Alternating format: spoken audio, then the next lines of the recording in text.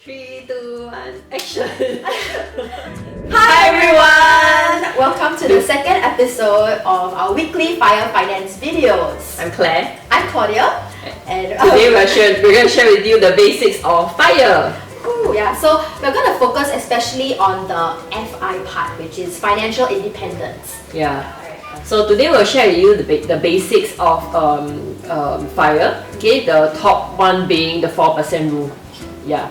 So have you heard of the 4% rule? Yes. So basically, it states that 4% of like whatever you can draw down 4% of your savings from the your savings being placed in investments, growing at, say, for example, 7%, you can actually draw down 4% to spend on your so-called retirement life, or I mean, you don't have to retire per se, but you can actually choose not to work if your boss pisses you. You can fire your boss. Exactly.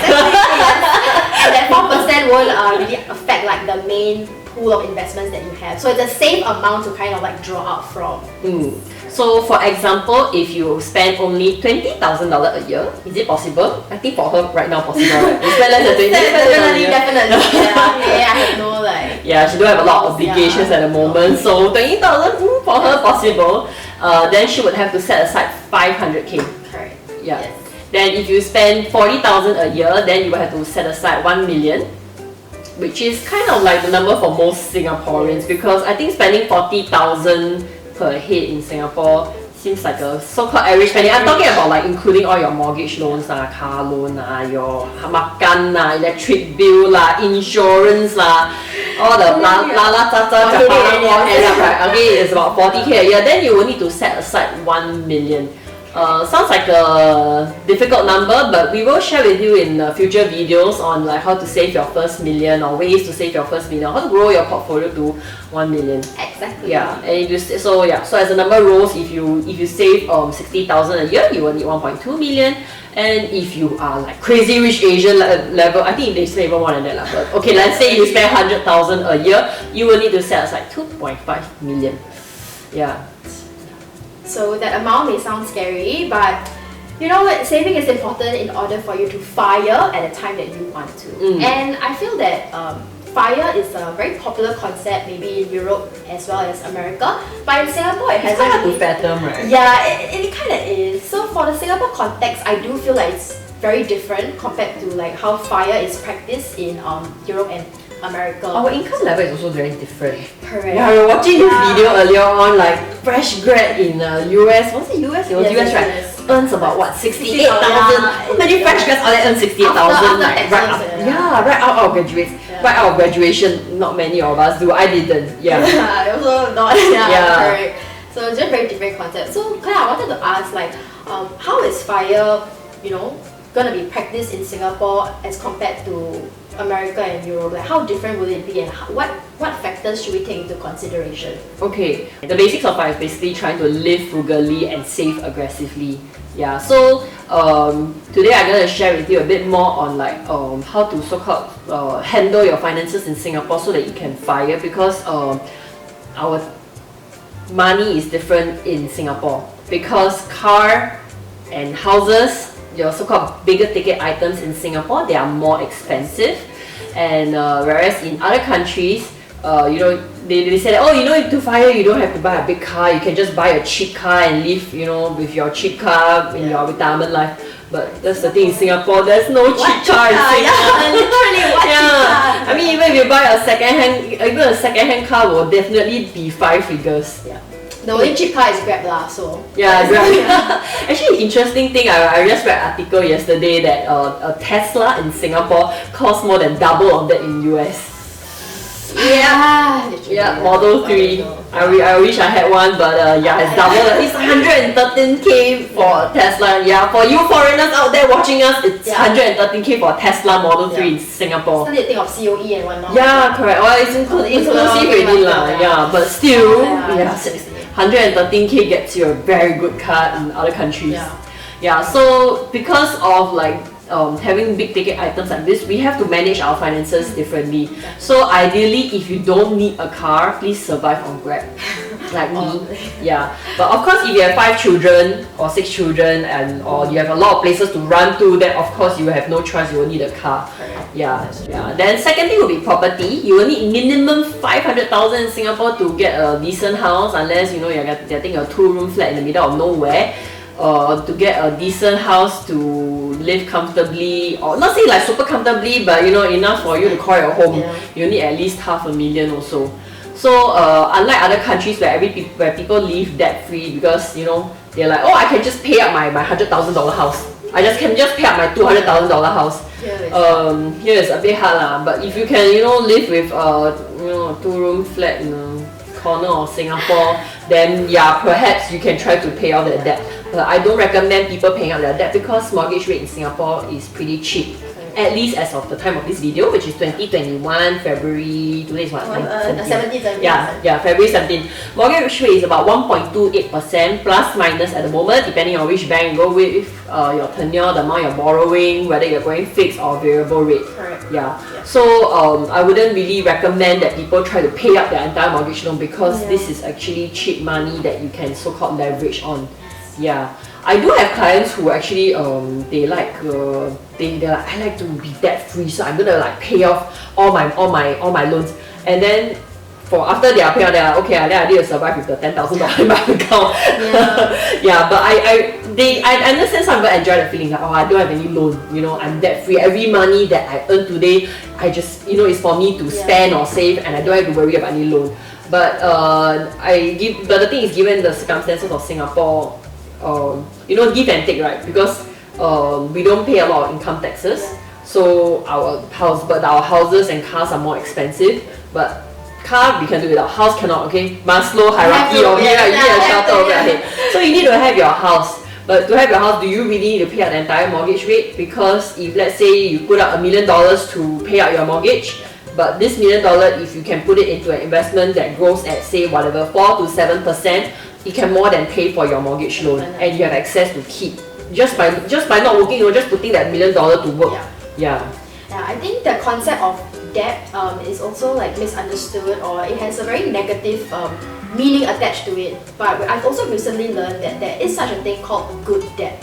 So whatever money that you kind of you pay the mortgage, like, you know, religiously every month, as long as you can fulfill, right? You can already set aside like a big portion of that amount into like an investment, and then the earnings that you get from that can also pay off the mortgage instead of paying everything at one lump sum, and it depletes your savings entirely. So what is bad debt? So bad debt will be okay. So I also recently learned this. For example, like a credit line from a bank, you know, the bank will just tell you like, okay, I have $10,000 to give you can spend on whatever. But then at the same time, you still owe the bank $10,000 with interest, like around like 3%, for example. So that is bad debt. And then credit card, for example, also it can be, there's a fine line between the good debt and bad debt. So if you pay off your credit card like bills, you know, monthly, you don't like, you know, incur any charges. Credit card is a very interesting thing. So in Singapore, I think we all have this very good habit. We will always pay out our credit card bills. And then the moment we get slapped with a fee, we call, we membership fee, we finance charge, we late charge, right?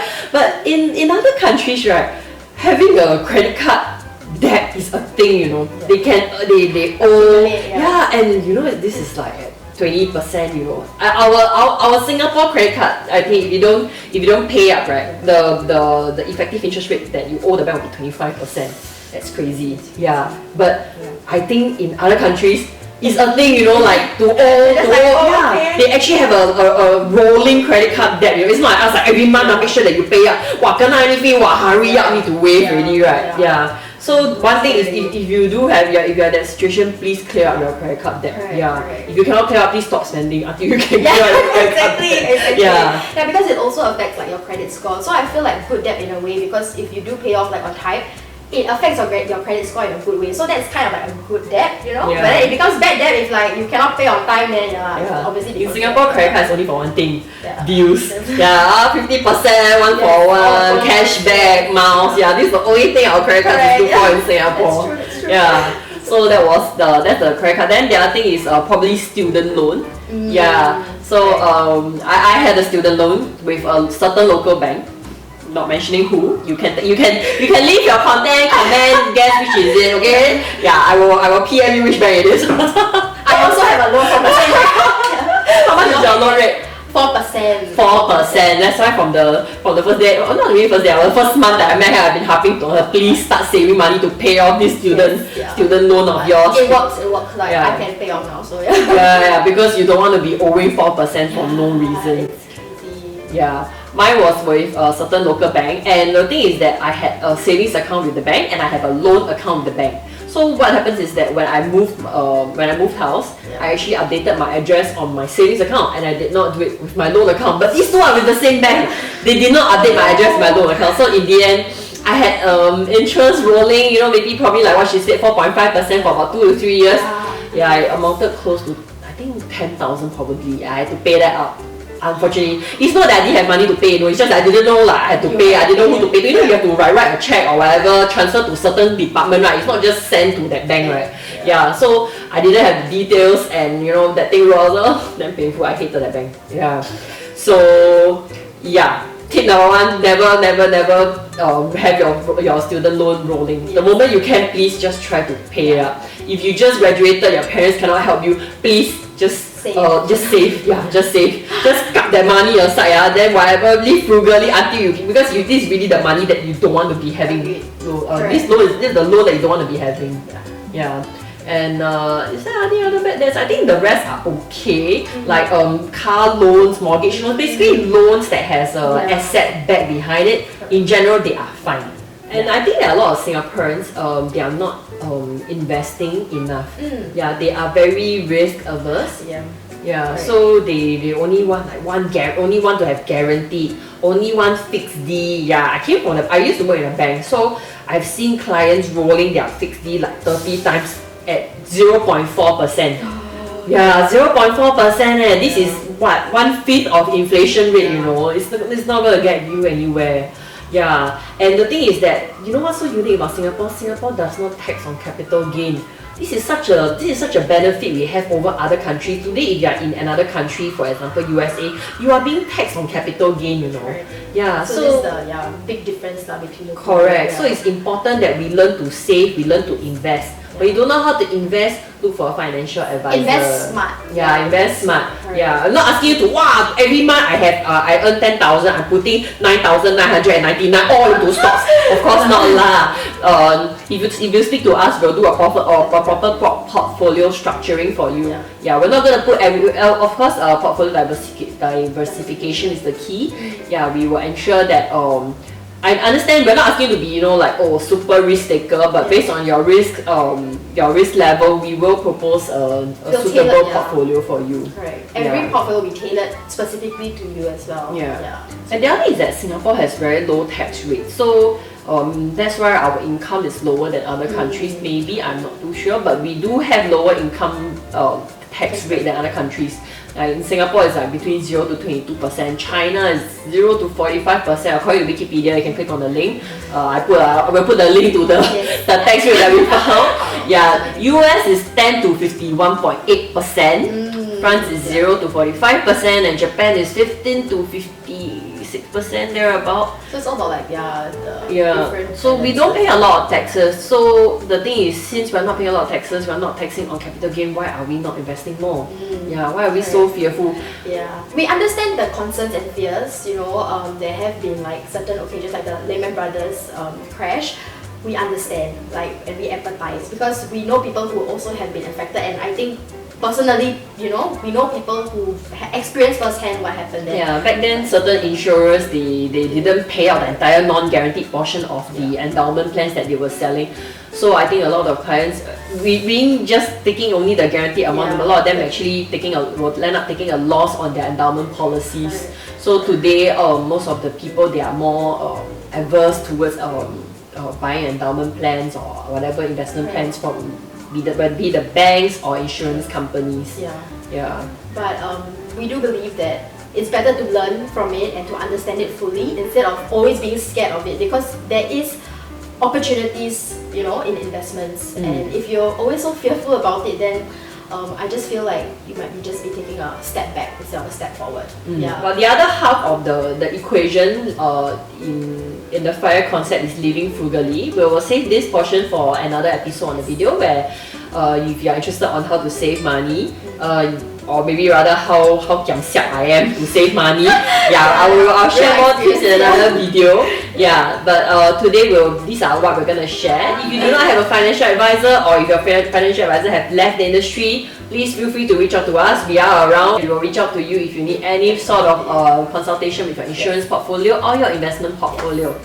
We're only 2 clicks away, so no excuses. If you have any questions, it's very, very simple. Please just reach out to us, or just leave a comment in the video as well. Okay? Yeah, check out our website myfirefinance.com. Yes, myfirefinance. Way too early. Thank you guys for watching and for staying until the end of the video, and we'll see you in the next one. Don't forget to like and subscribe. Yes. I think we repeat like 5 times, but yeah, don't forget to like and subscribe. Okay, thanks, bye. Everyone. Bye.